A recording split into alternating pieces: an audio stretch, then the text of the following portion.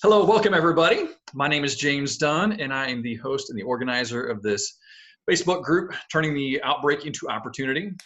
As I've shared with you guys on most of these calls, when all this came down, there were two different paths that we could go down, following what was going on in the news and a lot of the conversations of this fear mentality and being scared of what's happening, or we can look at it this is an amazing, incredible opportunity. And thankfully, I saw it as an amazing, incredible opportunity for so many people to reset their lives and, shift, or if nothing else, to really take inventory and make sure they are on the path they want to be on and know that for a fact versus just being kind of stuck in the hamster wheel of just following along in life and going wherever it takes you. So what we're doing is bringing on awesome and amazing coaches, speakers, people to help kind of keep your mindset focused on that positivity and on that opportunity that's available to us right now. And we got an amazing speaker today, but before I dive into introducing to you who she is, if you're following us on Facebook right now, if you're watching the live stream, absolutely feel free to share that as a watch party, put that out there. We want to get this message out to as many people as possible, especially what she's going to be talking about today. I think it's a great topic because there is so much opportunity right now, and she's going to give you some tips if you are looking for something beyond what you were currently doing or before all this came down. Also, you are welcome to join us on the Zoom call. There are links in the Facebook group, on how to join us here live on the Zoom call, so you can be a little bit more interactive. But if that is not your jam, you can also just comment on the Facebook live stream. Just put your questions, comments in there. I'm going to be watching those. So if you ever see me looking off the screen, it's not because I'm ignoring Jess or anything like that, or I'm bored. I'm just making sure I'm seeing what you guys are talking about and bringing you into the conversation as much as possible. So with all of that being said, I'm going to give you a proper introduction if I can speak properly. That is my biggest challenge I'm seeing through this whole thing, is getting on here more and more. And I just can't talk worth a shit when I get on here, but hey, it is what it is. So, all right, Jess is a full-time entrepreneur based in Manhattan and absolutely obsessed with everything she's building. She is a celebrity personal trainer out of Performix House and an online business coach. Jess is the creator coach of Empower You, an online course where she helps burnout fit pros build profitable online businesses in the pockets of their day so they can stop living the 9-to-5 hustle and grind. Jess is also the founder of Fit Tips, once monthly, now semi-annual events for women to step out of their comfort zone, try new things, and connect with other like-minded women and give back. And I know you've even done many things since that bio was kind of put together. So welcome, Jess. Yay. Thank you so much for having me. You're reading that bio and I'm like, oh, that should have been an updated one, but we'll roll with it. It's totally fine. Yeah. So that tells us what you were a little while back, but I know you got Grind to Aligned and so many other things that you've been doing. And it's like you're always ever evolving and growing yourself. So I'm so excited to have you on here to kind of share with this group, your experience and some things that can really help them, kind of take control of their own lives, just like you've done. Awesome. Well, I really appreciate it. And I love the opportunity that you saw to create this group, to take really quick, fast, messy action, to bring in all these different experts in different areas and just really give out so much free content and value and support systems. So I just want to acknowledge you for that. Thank you for doing that. My pleasure. I'm excited to be doing it. Yeah. Sweet. So I'm just going to turn this over to you. You are an expert in, again, taking control of your life and showing other people how to do that with their own life by creating online courses or just taking their businesses online if that's not something they've looked at before. So I just want to kind of turn the floor over to you and let you share with people what your experience again has been, and then how, if they have ever had the idea to take a business online or create a business online, how they can go about doing that. Sure. So like James said, just if you aren't aware, I actually was an elementary school teacher for 8 years. I've been a personal trainer for 18, and I kind of have always had a side hustle in training, boot camps, stuff like that. In 2012, 2013, I started dabbling in online fitness. So still always training people in person, but I started getting into emailing people their workout plans, and they would snail mail me checks. And then I got into paid Facebook groups and small lower ticketed items like 12-week workout programs. And that kind of just evolved. When I left teaching actually 3 years ago this week, which is pretty crazy, I decided to jump all in on the online business stuff, built that cute little side hustle to a multiple six-figure business, and started having a lot of friends in the fitness industry ask me how. So the teacher and me just started teaching. One friend turned into 3, 6, 9 every Thursday at noon. And I was like, wait a minute, I think I have to charge you guys for this. And so started in 2018, really business coaching, helping people understand how to use social media organically, how to market, how to attract more leads, how to get really good at sales, and build out higher ticket programs. And since doing that, turned my cute side hustle into a $1 million business in under 2 years. So that's been really exciting. And now I spend all of my time helping people build online businesses. So that's kind of where it came from. One of the things that I'm seeing right now is people are essentially forced to transition into this virtual world, this digital world. People who have resistance against it are all of a sudden sort of having to do it. So a couple things just to understand is, number one, you don't need a big following to make a big impact or a big income. You do not need a big following at all. It's really not about how many people are following you. It's the quality, right? And so it's about going deep versus going wide, and looking at the audience members that you do currently have and finding out what it is that they're looking for. What are they struggling with? What are their challenges?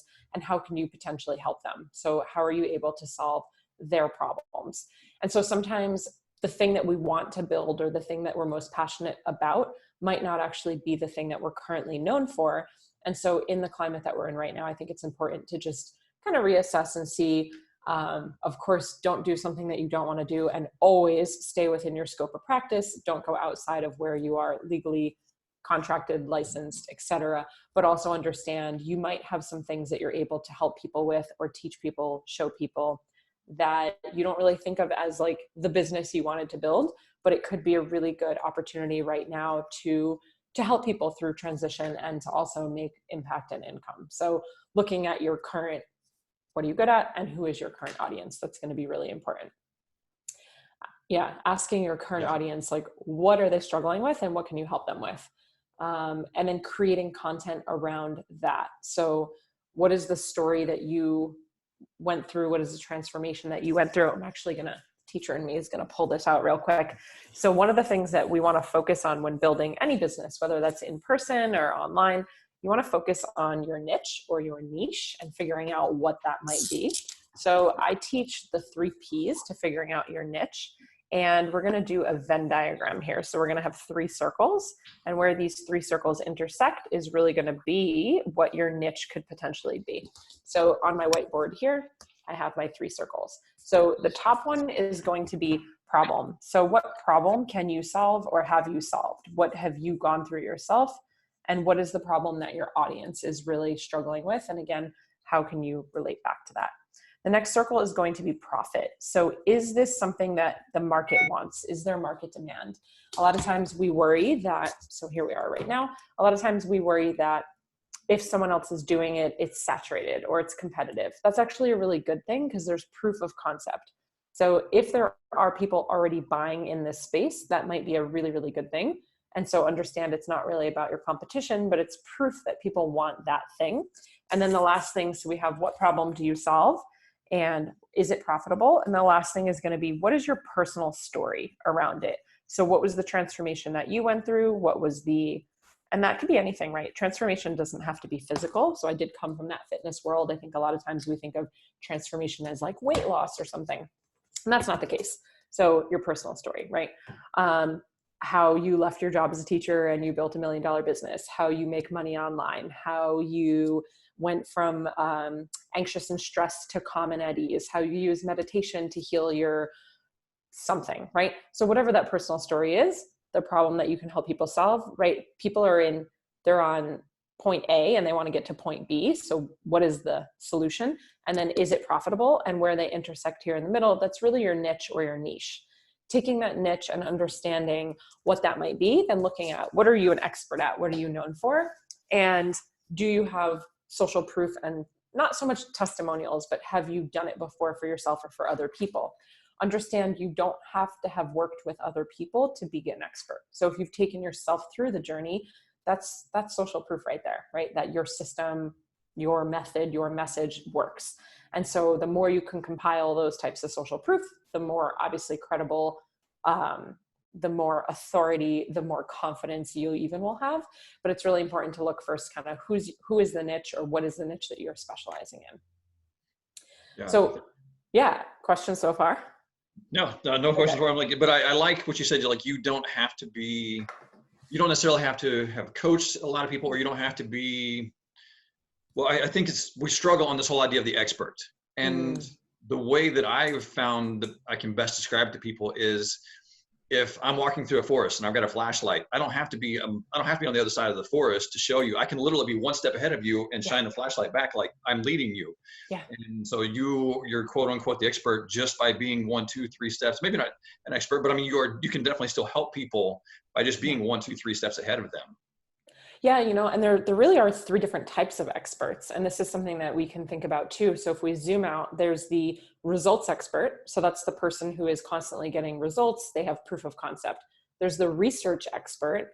So at the end of the day, people are, sorry, but we're a little bit lazy and we like the path of least resistance. And that's why so much of what people want information about is Googleable. You can look it up. You can find it in a book, a podcast, whatever that might be.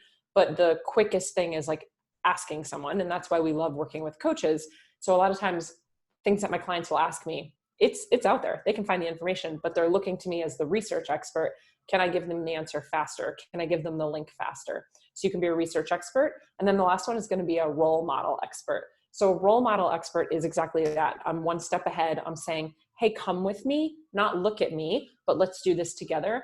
And in fact, don't discredit yourself, because typically people are actually more drawn to someone who is 1 or 2 steps ahead of them than someone who's like 30 steps ahead of them, because you're way more relatable when you're a close journey. Yeah. So saying, hey, come with me while I try this workout program. Hey, let's do this thing together. Let's build our businesses together. That feels a lot less intimidating, right? Than someone who already has like the 15 abs and the jacked shoulders. It's like, look at me versus come with me. So we have the results expert, the research expert, and the role model expert. And we can be all 3, and we can be all 3 in different variations with various topics. So understand that in order to be an expert, you don't have to be the like know everything, be all end all. It's not like that at all, actually. No, I like that. And I love how you pointed out the connection with, if you're not that much further ahead of people, sometimes that is actually a benefit, because they can relate to you so much more. Because we do, especially in this Instagram life that we live in, we see the people, they got the mansions. Like, as much as I love Ed Milet, I remember hearing him, somebody made a comment to him on his team, was like, it's hard to relate to you, dude. You're sitting here on the beach and you got this ocean in the background. So it's hard to relate to you, even though your message resonates to us. So yeah, that was a very awesome distinction you pointed out there. Yeah. So I think once you understand kind of what the niche is that you're sitting in, it's then really talking to your audience. And if you have 10 followers or 1,000 or 100,000, that's still your audience. And so we don't want to worry about the numbers here. At the end of the day, I don't know if there's like a true statistic here, but I can tell you from my experience with my clients and all of my friends, peers, coaches, and mentors, the majority of my business, the majority of my income every year is coming from 20 people, maybe. So one-on-one training with me is going to be the highest, right? One-on-one coaching is going to be the highest price point, the biggest investment. 4 or 5 of my one-on-one clients could make up what a dozen or 2 other clients would make up in a smaller program. So at the end of the day, I'm running my entire business from soup to nuts. My entire business currently has, I think, 47 people in it. Okay. So my whole entire business is bringing income in from 47 people or 50 people, right? Well under 100. And so if you can run a business with 10 people, 20 people, it doesn't matter how many followers you have. It's what can you give the ones who are currently in your audience? If you can't effectively serve the small following you have, how do you think you're going to effectively serve a larger following, right? Sure. And so looking at the numbers and realizing that like a lot of these businesses truly are running off of like 10 people, 20 people. There are 8 billion people in the world. I think on a daily average, there's about, I just wrote the stat down the other day, 3 billion users on Facebook. Same with Instagram on a daily, just like one day. So if you can't find 10 people to help or 20 people to help, the issue isn't the size of the following. It's the connection of the messaging. Yeah. Right. So now taking it and going really deep into your following, and I hate the word following, but that's what it is, right? Going deep into your audience, email list, social media platforms. Who do you know in real life? Referrals, friends, go through your phone, text messages. Who can you connect with? And what do they want and what do they need?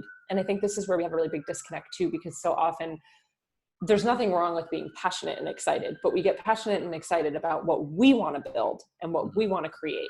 And that's not necessarily what they need or what they want. And let's go back to that journey again.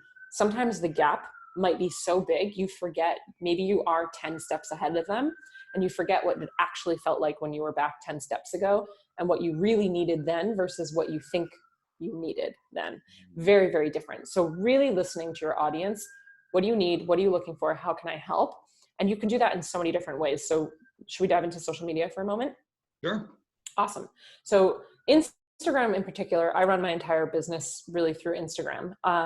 Instagram has such great opportunities on their platform. So if you use Instagram stories, there's a couple different features like the questions box, the polls feature, and the quiz box. Those are 3 different things that you can use on your Instagram stories on the daily where you can get analytics immediately. One of the biggest mistakes I see people do is they use these features, but then they don't actually look at the analytics. Meaning if I put a poll up and I have the option to answer A or B, I kind of forget about it. I go away, 24 hours later, it's gone. What you need to do, what you should be doing is look at the answers and the responses from your audience afterwards. And depending on what the question was or what the prompt was, actually then DMing the people who answered. Hey, I saw you answered A, or hey, I saw you're looking for B. I can help you with that. Or do you mind giving me more information on that? So really looking at the analytics there is number 1. And the fortune is in the follow-up. So this is even without financials. Fortune's in the follow-up. Sales is about relationship building. Building a business is about relationship building, right? That's why they say your network is your net worth. So if you follow up with someone and you reach out, people just want to feel heard, seen and heard, right? That's all we want. We want to feel seen and heard. So if you reach out to someone, hey, I noticed that you responded on this particular poll that I put up. Don't be salesy. Don't be a car salesman or car saleswoman, right? Just come in and open a conversation and just start dialogue back and forth. I see you. I heard you respond. I acknowledge you. I appreciate you for responding. A couple things we want to do here is when we're doing this type of market research, essentially that's what it is, you want to play with the 80-20 rule. So 80% of the time that you're putting out these polls and these questions and you're asking your audience to do these things, what you want to do is 80% of the time, make it really light, make it really fun, make it thoughtless, mindless things to answer that are not thought-provoking, that are not deep-seated, that are not anything that someone might feel a little bit of resistance to.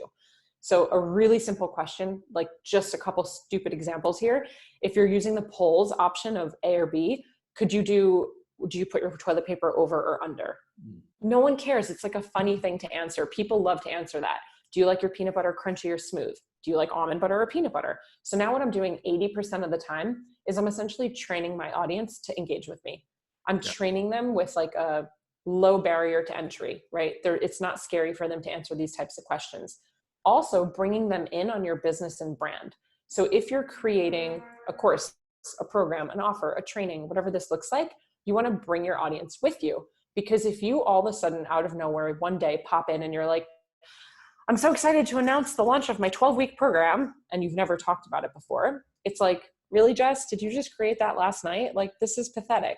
But if I take them with me on the journey and I show them me working on the sales page, me working on the behind the scenes, showing me scribbling on my whiteboard, and use things like polls and questions, you actually bring them along for the process. So I recently came out with a new course, Grind to Aligned, and it's this hybrid mastermind and whatever, it's this great course, right? But the point was, for about a month leading up to me opening and officially launching the course, I brought my audience along for the ride. They helped me pick the logo. They helped me pick the brand colors. They helped me. And so when I say they helped me, what happened was I did the work. I knew what I wanted, right? So I came up with a couple different logo options, but then I presented them to my audience and I had my audience vote on which one they liked better. Now, did I fully go with what they wanted? Maybe not 100%, but they were invested in building this thing with me. So when I was finally like, hey, I'm opening Grind to Aligned, number one, they knew that it was coming. It wasn't out of left field. And number two, they were so invested in the process that they were like, I have to see what it looks like. I want to know what color she ended up picking. Which logo did she go with, right? So they're part of the process with you. And so when you do the 80-20 rule, 80% of the time are these like soft, light-hearted asks or silly, kind of like low ticket asks so that you're training them. So then 20% of the time you can come in and do something a little bit juicier where you're like, okay, I'm putting together a course and I really need to know if you need help on nutrition or workouts, like which one is it? And now they're going to be sort of trained to answer. And I hate saying the word trained because it sounds so like demeaning, but that's just the way that psychology works, right? So you're prompting them to engage with you. It's not about training like a pet. It's just the way that we work in psychology. So 80% give, 20% ask. And that goes back to, if you've ever read Gary Vee's book, Jab, Jab, Hook, it's the same concept, right? Jab them, hook them. So anytime you're doing any sort of marketing, same thing with your actual content. 80% of your content, you're kind of just giving and teaching and making them laugh and giving them value. And then 20% of the time you're like, boom, by the way, I have this cool thing. Hey, I have this thing I'm selling. Boom, do you want to join my Facebook group, right? So you have to give. And with that, if you're okay with it, I want to just talk about content for 1 second and the value of content.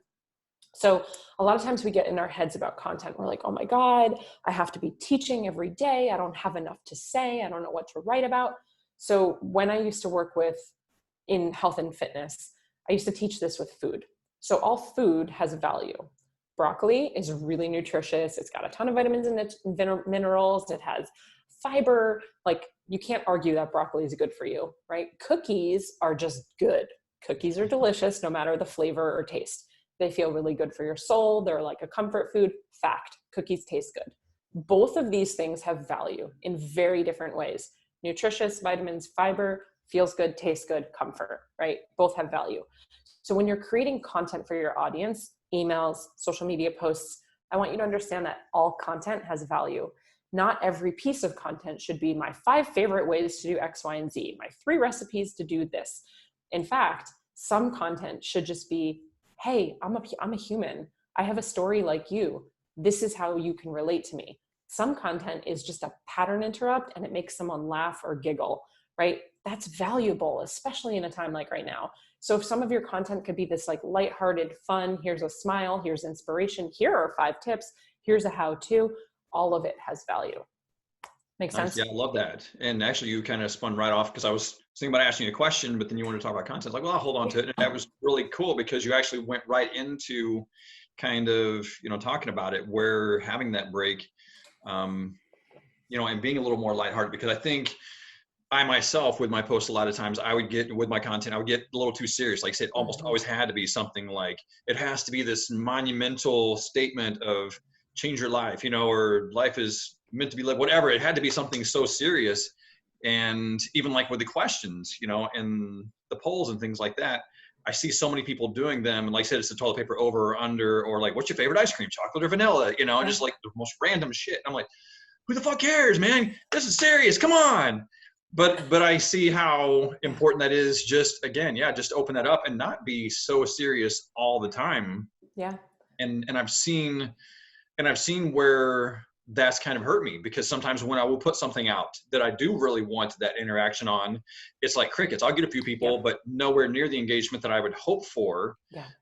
Because there's something I was going to ask you, was when you're putting these asks out to your audience and you're not getting much of a response, how can you get a better response? And you led right into it with, just like you said, for lack of a better word, train them just to be more open and more connected, and doing it on these lighthearted things, so that when you do have something a little bigger, they're already accustomed to, well, hey, I answered chocolate or vanilla, so I might as well, answer this one too. Yeah, they're used to clicking. And it's so funny because I recently, 2 days ago, put up I wanted to buy a piece of furniture for my office, and I put up like, should I buy this? And hundreds of people will respond, but then I put up like a serious thing that I want to know, and it's like, 10 or 20. So even on a larger scale, it's still going to happen, but you're kind of breaking the ice, and it's that training them. And also keeping it fun for yourself too. Like, it can't be buttoned up and serious all the time. You need to start realizing we need to be cognizant of like what stops us when we're scrolling. And so something that you can do is actually save So if you're not familiar with saving, I can pull it up and just show you, but I have a lot of different albums that I have in Instagram that I save things for. So let's go into a post for a second. So I put up a post here the other day talking about like ways you can build community. If you wanted to save it, pardon my nails, I ripped my gel nail polish off. So ways you could save it, you just click this little, you click that little flaggy guy down here, and that just toggles on and off. So that's going into saved. And then what you can do is when you go into your personal profile, you can go up to the 3 bars on the top, or you can swipe over to the right, and you'll see here you have all of your saved information, and you can go into your saved information, and then you can have different albums here. So something great that you can do is you can have a whole album of posts that have stopped you in your tracks because maybe they just like the actual picture was inspiring, and you want to save an album of photo inspo for when you're going to go take an inspirational picture, or you need a picture for your content. You might have headlines, so hook statements, that first statement, things that stop you in your tracks. Hook statements are so important. So going into like a whole other training, I teach like the sandwich method back from elementary school, where you have like the bread, the inside of the sandwich, and then the bread again. So that's your hook, your value, your content, your storytelling, your relatability. And then at the end, your call to action. That hook statement is super important. So I have an entire photo album of things that I noticed have stopped me when I'm scrolling. I don't want to necessarily copy what the person said, but I'm cognizant. I'm realizing like, how are they wording it so that it stops me?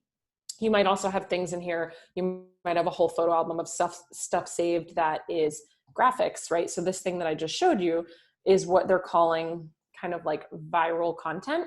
So things that are graphics, anything like this, right? Anything like this is content that people are sharing often because it's not a picture of me, but it's good content. So they're like, ooh, this is super viral. I can share that. That's a really good piece to share. Creating these pieces of content, I create them on a platform called Canva, Canva. It's free. I do the paid version because I use it for my entire business. It's like the best thing ever. I think this was my highest saved and shared piece that I ever put out. So 4 parts of a launch. So I created this on Canva in just a couple minutes. I posted it up on Instagram. It got hundreds of shares, hundreds of saves. And so for me, I have a whole photo album of similar kind of graphic designed pieces that I feel inspired by. So I have all these different albums.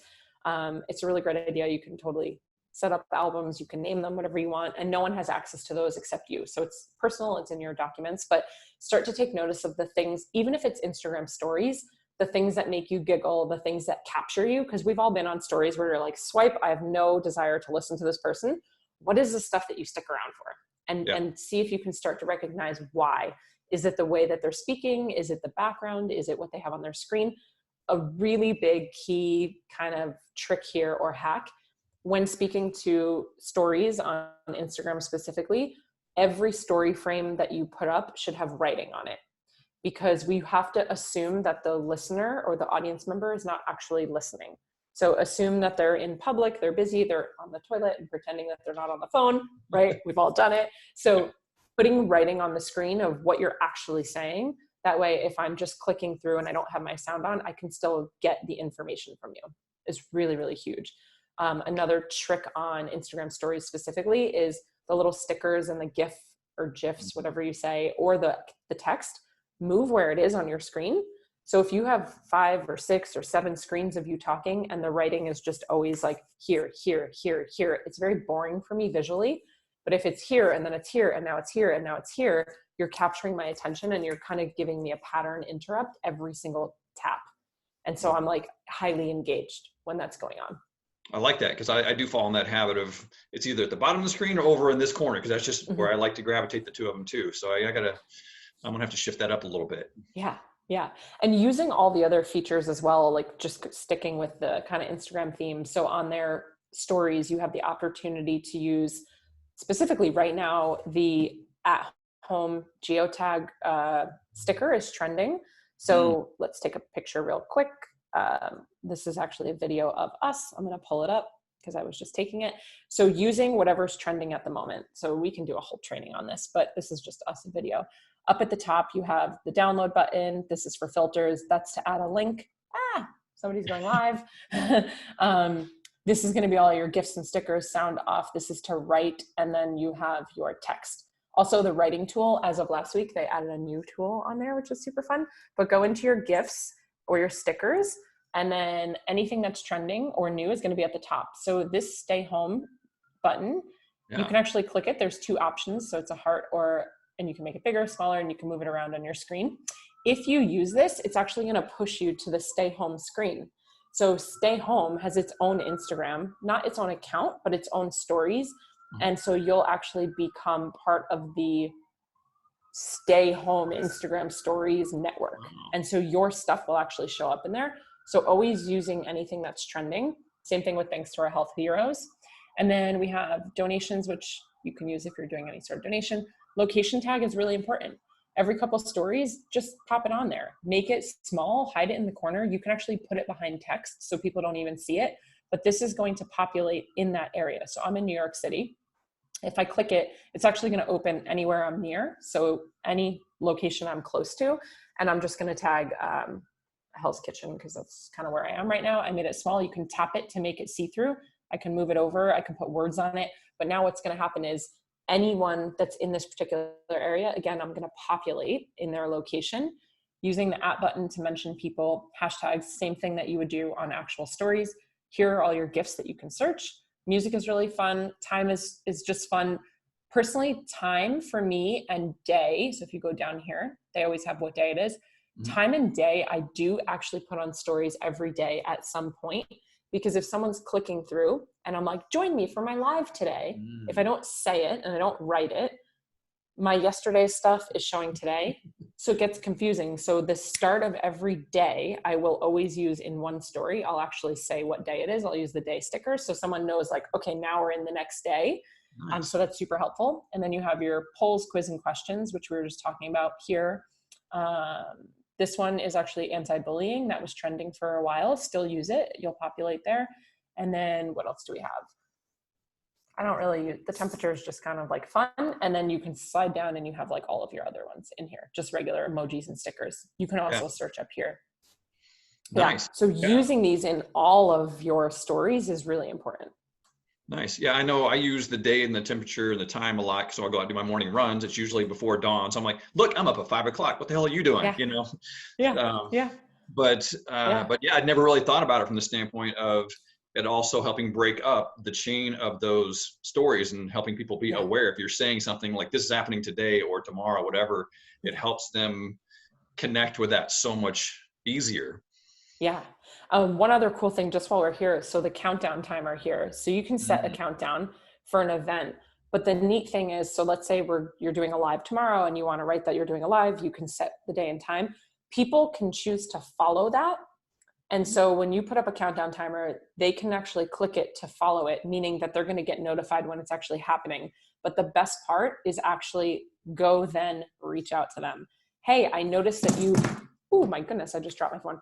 Hey, I noticed that you are interested in the live that I'm doing tomorrow. Would you like me to personally send you the link? Or are you part of the Facebook group yet? If not, here's the link, right? So now you're reaching out to them because they've actually flagged that they want to know about it. So now you have an opportunity to reach out to them, and it's not salesy, it's not weird, like they flagged it. So it's a really great way to like conversation starter to kind of open the floodgates. Yeah, no, that's very cool. I like that. I like how you're also like saying watch the people who are engaging with what you're doing and then actually reach out and connect with them, not in like in this lazy way or like, hey, I saw you follow or you watch my story, come buy my product. It's none of that. It's just, hey, let's just making that connection. I do something, I started it, I was teaching it for a long time. Full transparency, I only recently started doing it. I've been teaching it, but I only started doing it in about December. So a couple months ago. Game changer. It takes a lot of time. Every single new follower that I get, I go onto their page, I scroll through, I look around, I like the last couple pictures, I see if I can get an idea of like who they are, and I voice memo them. Every single new follower, I voice memo. I say, hey, James, I can repeat it because I say the same thing. I say, hey, James, thanks so much for the recent follow. I really appreciate all your support on these tiny little squares. I noticed that you have an adorable golden doodle. I also have a dog, blah, blah, blah, blah. If there's anything that I can do ever to support you, please don't hesitate to reach out. I love chatting with people in the DMs. Hope you have a great day. Like, that's it. That's it. And I can't tell you how many times I've gotten messages back like, oh my God, I can't believe you messaged me. And I'm like, oh, I'm just human and I appreciate your support. That's so awesome though. Yeah. I mean, and I'll see that too, like where I see somebody following and I'm like, well, what do you do? Just, I mean, you're excited they're following you, or you're happy that they're following you, but then how, you know, do you follow them back? Cause I don't want to end up with, you know, 20,000 accounts that I'm following that are going to not necessarily junk up my feed, but I mean, I've curated it. So I'm seeing what I want to see and you got to be very careful. So I love that. So that's a great tip. Yeah. And I don't even go that one step further of like, how did you find me, or why are you interested in following me? I don't do that because to me that feels a little bit salesy. Like I don't need to know that right now. I just want to say thank you. Yeah. Well, and I think, like I said, that's, well, just like you said, you're human too. And when you do that, when you reach out to people like that, it just, they're just so excited and so like, shit, man, I've been following you. You just said hi to me. Holy shit, you know? Yeah. So it is. Well, and matter of fact, I mean, I can give you a perfect example. Chris Harder and I became pretty tight through that because he is adamant about reaching out and connecting with every single person that comments on his stuff. Yeah. And long before I got into the mastermind or knew him, like on any level like that, it was him and I would comment on something, he would comment back. And then we got to where we would just, you know, little messages like that. So I really got this feeling like I know this guy. Mm-hmm. And so when I did get to the point of joining the mastermind and meeting him, it wasn't like, oh my God, it's Chris Hart's like, hey Chris, what's up, bro? You know? Yeah.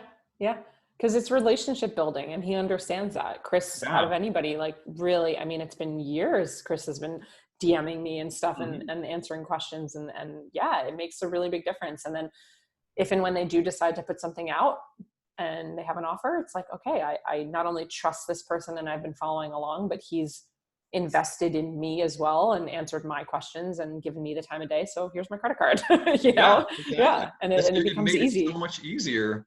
Yeah. To be open to doing business with him because it never was, hey, well, how did you find out about me? What can I help? You know, it was always just more of, hey, awesome. Thanks for liking that. Or just little hands up, whatever. Or something where again, we just, you know, we were building that nice, you know, there was never that ickiness.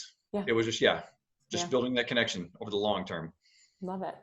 What other questions do we have so far? Anything popping up in the Facebook group? So we got a few people commenting. Let's see. So voice memos are so powerful. Sasha, I guess somebody talking about, saying the same thing about Chris being so good, you know, about reaching out and connecting with people. Awesome. Let's see. Bridget says, why the fuck can I say her name? We were talking about it before. Bridget is watching and she says, hi. Hi, everybody. Awesome, Scott. I'm glad it was helpful. I see Scott just said that. Yeah. So I think if we want to put a bow on it, because I could go all day. I can get into course creation. Joanna. No, Joanna can't talk. No. Just kidding. What you got, Joanna? Jess, so great. I'm going to listen to this and loop it.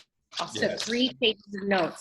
2 questions for you, hon. And I always appreciate your Instagram knowledge. Yeah. What is the new writing feature on Instagram that you said that came out? Yeah, I'll show it to you. It's such a silly thing, but for perfectionists or recovering perfectionists, as I like to say, it's super helpful.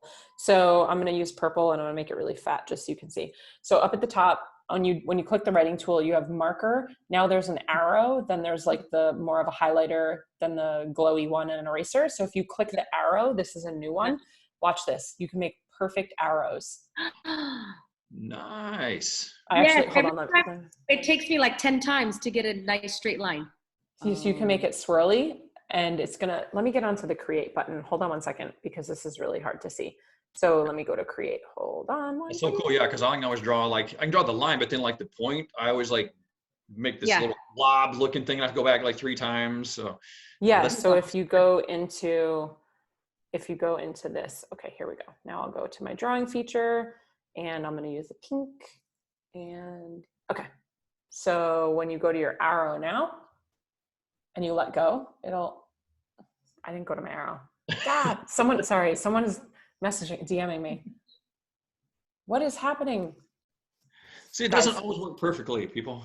No, it never does. Okay, here we go. Arrow. Oh, love that. And you can like make it swirly and it'll just give you the perfect arrow at the end. Dude. I know. Awesome. You can narrow the finger. Okay, thank you. I love that. Next question is, I have a few different Instagram accounts. Some I have the music app and some I don't have the music app. Do you know how to get the music app? On the other ones I don't. There's unfortunately no way to like get it. They just, when they put out different features, they will give it to certain accounts kind of as trial. And then sometimes it also has to do with just like algorithm stuff. So Instagram is picking like what accounts are going to be receiving those features as they roll them out. Okay. Yeah. I've been using hacks to get around it, but okay. Thank you. Appreciate it. Yeah, no problem. Awesome. I do have a couple questions that popped up here on Facebook. Sure. The first one, I got Scott on here, says, thank you sincerely, so much strategy and exactly what he needs. But then he also asked, any books you can recommend for a complete beginner? Oh, I'm a total book nerd. I'm like such a book junkie. I actually just put together, it should be done today. I put together a full book list that is tabbed out in categories. So everything from marketing, sales, money, mindset, personal development, it's all tabbed out. So as soon as it is done today, I will put it in the Facebook group. Awesome. Awesome. I love that. Thank you so much. Yeah. And then Sasha, we got Sasha on here and she says, what are your thoughts on stories versus IGTV? Both are important. Definitely do both. With IGTV, so depending on how many followers you have, it unlocks how long your IGTV can be. So if you have over a certain amount of followers, your IGTV can be longer. That said, we live in a really short attention span, instant gratification world. So even if your IGTV capacity can be longer, I wouldn't suggest making it longer. So the standard IGTV frame is up to 10 minutes. I think that's quite long for people. I would really keep your IGTVs 3 to 5 minutes, like 7 max if you're going really deep. IGTV has a really cool feature. It's somewhat new, a couple months old. It's called series. So you can actually create different series of IGTVs. So for example, I have an entire series of my clients doing testimonials. And so you can watch anyone's testimonial that's been like a long form video. So there's a whole series of that. Then I have a series of business tips. Then I have a series of, right, so you can make different, like almost like channels for your IGTV, but both are really important. Video is king right now. So getting on, doing video, whether it's hard post or an IGTV, doing IG lives is also really important. Facebook's as well. Any live video can be saved and repurposed as well, which is really nice. So yeah, getting on everything using all the pieces and features of the platform is really important. Awesome. It will actually boost your algorithm that everybody's always so worried about. The more you use all of the tools they give you, the more they're going to push you to the front of the algorithm, which is why if you notice, certainly for me, because I'm in a bubble of coaches and entrepreneurs. If you go into your Instagram account, and let me just refresh mine for a second, everything that's at the top of your stories, you're going to notice it's the first thing that's going to show is anyone doing a dual live. So these double buttons mean that these people are going live together, which is a huge way to grow your audience because it's cross-promoting your audiences to each other. So both audiences are getting notified. Great way to collaborate and cross-promote. Then anything after that's going to be anyone who's live, which is insane right now. Everybody's live. It used to be like one. There used to be one person. And then after that, it's going to be anyone who's just regular stories. So when you do a live, when you do a dual live, you're going to get pushed to the front of anyone who follows you, you're going to show up at the front. The other thing that happens with the algorithm is the people that you engage with more show up at the front. So you can see here, like, this is my dear friend and client. This is my personal mentor. This is my dear friend and client. So they're going to be at the front of my feed always. So it's whoever you engage with the most is going to be showing up on the front of your feed. Same thing in your actual like feed as you scroll. That's how the algorithm works. Yeah.